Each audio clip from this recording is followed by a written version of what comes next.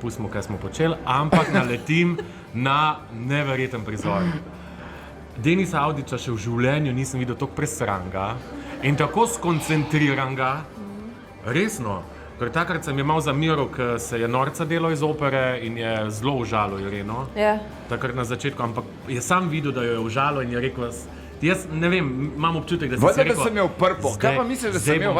Zdaj bom pa dal res se od sebe, zdaj se bom pa res ful potrudil in ona dva z Darjo Švajger vadita. Seveda sva vadila. Denis Avdić se je opeval, ko bi folk to slišal in videl, ampak ti si bil od odzadij, ko sta vadila, presežem ti. To je ful čuden, ker ti rečeš, da sem bil jaz od odzadij. Ja, pa dobro, no.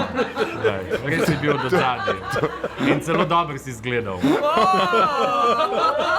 In presežem, ne, to pa res, to pa svakati čas, pa ne, da bi te zdaj neki branil, ki mi je všeč, če te kdaj kdo v zadrego spravi, ker navadi obratno, da ti druge odkov. Ja, recimo, se mi zdi, da za Eurosong porabimo ful preveč denarja, pa nikoli ne dosežemo. Pa dobro, se tudi za vse... Zdaj sem pa špiknil. Ne, noč nisi špiknil. Ne? A ti je v redu?